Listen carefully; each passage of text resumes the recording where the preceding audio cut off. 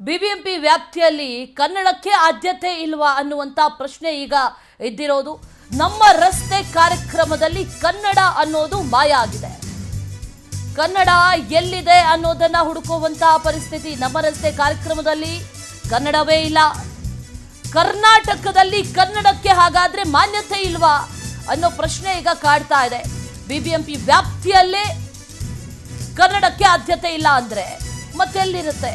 ಬಿಟ್ಟಿ ಪ್ರಚಾರಕ್ಕೆ ಇಳಿದಿದ್ದಾರೆ ಉಸ್ತುವಾರಿ ಸಚಿವರು. ಪಾಲಿಕೆ ಎಲ್ಲವೂ ಕೂಡ ರಸ್ತೆ ಗುಂಡಿಗಳನ್ನ ಮುಚ್ಚೋದಕ್ಕೆ ಪಾಲಿಕೆ ಮೀನಾಮೇಷವನ್ನ ಎಣಿಸ್ತಾ ಇದೆ. ಈ ಪಾಲಿಕೆ ಕೇಂದ್ರ ಕಚೇರಿಯಲ್ಲೇ ಕನ್ನಡಕ್ಕೆ ಅಪಮಾನ ಆಗಿದೆ. ಡಾಕ್ಟರ್ ರಾಜ್ಕುಮಾರ್ ಗಾಜಿನ ಮನೆಯಲ್ಲೇ ಕನ್ನಡ ಇಲ್ಲ, ಕನ್ನಡ ಮಾಯ. ಪಾಲಿಕೆ ಅಧಿಕಾರಿಗಳು ನಿರ್ಲಕ್ಷ್ಯವನ್ನ ಮಾಡಿದ್ದಾರೆ ಅನ್ನುವಂಥ ವಿಚಾರ ಗೊತ್ತಾಗ್ತಾ ಇರೋದು. ಕನ್ನಡ ಎಲ್ಲಿದೆ ಅನ್ನೋದನ್ನ ಹುಡುಕುವಂಥ ಪರಿಸ್ಥಿತಿ ಈಗ ಎದುರಾಗಿದೆ. ನಮ್ಮ ರಸ್ತೆ ಕಾರ್ಯಕ್ರಮದಲ್ಲಿ ಕನ್ನಡ ಅನ್ನೋದು ಮಾಯ, ಅಲ್ಲಿ ಕನ್ನಡಕ್ಕೆ ಆದ್ಯತೆಯನ್ನ ಕೊಟ್ಟಿಲ್ಲ ಅನ್ನುವಂಥ ವಿಚಾರ ಈಗ ಗೊತ್ತಾಗ್ತಾ ಇದೆ. ಬಿಟ್ಟಿ ಪ್ರಚಾರಕ್ಕೆ ಎಲ್ಲರೂ ಕೂಡ ಇಳಿತಾ ಇದ್ದಾರೆ. ಆದರೆ ಯಾವುದಕ್ಕೆ ಮಾನ್ಯತೆ ಕೊಡಬೇಕು ಅನ್ನುವಂಥ ವಿಚಾರಕ್ಕೆ ಸಂಬಂಧಪಟ್ಟಂತೆ ಕನ್ನಡಕ್ಕೆ ಮಾನ್ಯತೆ ಸಿಗ್ತಾ ಇಲ್ಲ ಅನ್ನೋದು ಈಗ ಗೊತ್ತಾಗ್ತಾ ಇರುವಂಥ ವಿಚಾರ.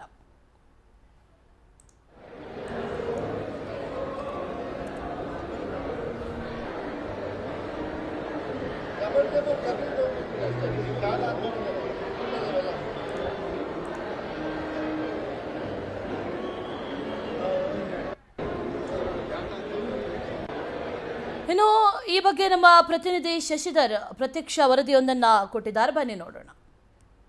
ಕರ್ನಾಟಕದಲ್ಲಿ ಕನ್ನಡಿಗರೇ ಸಾರ್ವಭೌಮ ಅಂತಲೂ ಕೂಡ ಸಿಎಂ ಸಿದ್ದರಾಮಯ್ಯನವರು ಹೇಳ್ತಾರೆ. ಆಗಾಗ ನಾನು ಕನ್ನಡ ರಾಮಯ್ಯ ಅಂತಲೂ ಕೂಡ ಹೇಳ್ತಾರೆ, ಬಹಳ ಹೆಮ್ಮೆಯಿಂದ. ಇನ್ನೂ ಕೂಡ ಏನು ಕರ್ನಾಟಕದಲ್ಲಿ ಕನ್ನಡವನ್ನ ಕಡ್ಡಾಯಗೊಳಿಸಬೇಕು ಅಂತಲೂ ಕೂಡ ಸೂಚನೆ ಕೂಡ ಕೊಟ್ಟಿದೆ. ಇದೇ ನಿಟ್ಟಿನಲ್ಲಿ ಎಲ್ಲಾ ಮಹಾನಗರ ಪಾಲಿಕೆಗಳಲ್ಲೂ ಕೂಡ ಏನು ಎಲ್ಲಾ ನಾಮಫಲಕಗಳಲ್ಲೂ ಕೂಡ 60% ಕನ್ನಡವನ್ನ ಬಳಕೆ ಮಾಡಲೇಬೇಕಂತ ಹೇಳ್ಬಿಟ್ಟು ಸರ್ಕಾರದ ಸುತ್ತೋಲೆಯನ್ನು ಕೂಡ ಹೊರಡಿಸಿದ್ದಾರೆ.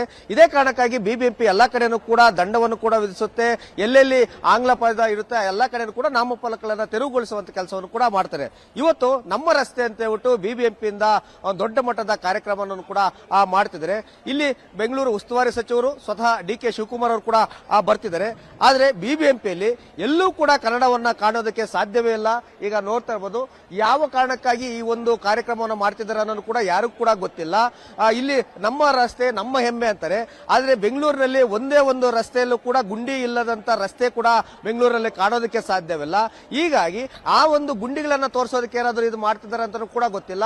ಇನ್ನು ಬೇರೆ ದೇಶದವರು ಕೂಡ ಬಂದಿದ್ದಾರೆ, ಸಾಕಷ್ಟು ಜನ ವಿದ್ಯಾರ್ಥಿಗಳನ್ನು ಕೂಡ ಎಲ್ಲರೂ ಕೂಡ ಕರ್ಕೊಂಡ್ ಬಂದಿದ್ದಾರೆ. ಬರುವಂತ ರಸ್ತೆಗಳಲ್ಲೇ ಕೂಡ ಗುಂಡಿಗಳನ್ನು ಕೂಡ ಕಂಡಿರ್ತಾರೆ. ಆದ್ರೆ ಇಲ್ಲಿ ಬಂದಂತವರಿಗೆ ಕನ್ನಡಕ್ಕೆ ಎಲ್ಲಿ ಬೆಲೆ ಅಂತ ಕೂಡ ಎಲ್ಲರೂ ಕೂಡ ಹುಡುಕಾಡಿದ್ರು ಕೂಡ ಇಲ್ಲೇ ಒಂದೇ ಒಂದು ಕನ್ನಡ ಅಕ್ಷರ ಕೂಡ ಕಾಣಿಸ್ತಿಲ್ಲ.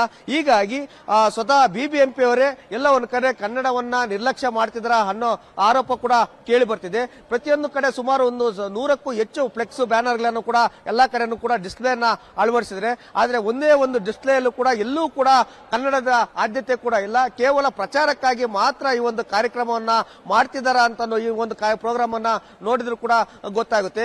ವಿದೇಶಿಗರನ್ನ ಆಕರ್ಷಣೆ ಮಾಡೋದಕ್ಕ ಇಲ್ಲ ಅಂತಂದ್ರೆ ಬೇರೆಯವರಿಗೆ ಈ ರೀತಿಯಾಗಿ ನಮ್ಮ ಬೆಂಗಳೂರಿನ ಕನಸು ಈ ರೀತಿಯಾಗಿದೆ ಅಂತ ತೋರ್ಪಡಿಕೆಗೆ ಏನಾದ್ರು ಈ ಕಾರ್ಯಕ್ರಮ ಮಾಡ್ತಿದಾರ ಅನ್ನೋ ಹಲವು ಅನುಮಾನಗಳು ಕೂಡ ಕಾಡ್ತಿದೆ. ಹೀಗಾಗಿ ಇಲ್ಲಿ ಬಂದಂತವರೆಲ್ಲ ಕನ್ನಡ ಶಾಲೆಯವರು ಬಿಬಿಎಂಪಿ ಶಾಲೆಯ ಸಾಕಷ್ಟು ಜನ ವಿದ್ಯಾರ್ಥಿಗಳನ್ನು ಕೂಡ ಕರೆದುಕೊಂಡು ಬಂದಿದ್ದಾರೆ ಈ ಕಾರ್ಯಕ್ರಮವನ್ನ ನೋಡೋದಕ್ಕೆ. ನೋಡಿದಂತ ಕನ್ನಡದ ಮಕ್ಕಳಿಗೆ ಇಲ್ಲಿ ಏನ್ ಕಾರ್ಯಕ್ರಮ ನಡೀತಿದೆ, ಏನ್ ಹಾಕಿದ್ದಾರೆ, ಏನ್ ಫ್ಲೆಕ್ಸ್ ಬ್ಯಾನರ್ಗಳು ಹಾಕಿದ್ದಾರೆ, ಏನ್ ಸ್ಟಾಲ್ಗಳನ್ನು ಹಾಕಿದ್ದಾರೆ ಅಂತ ಯಾರು ಕೂಡ ಗೊತ್ತಿಲ್ಲ. ಇಲ್ಲಿ ಗೊತ್ತಾಗೋದಂದ್ರೆ ಇಲ್ಲಿ ಬಿಎಂಟಿಸಿ ಬಸ್ಗಳನ್ನ ಇಟ್ಟಿದ್ದಾರೆ.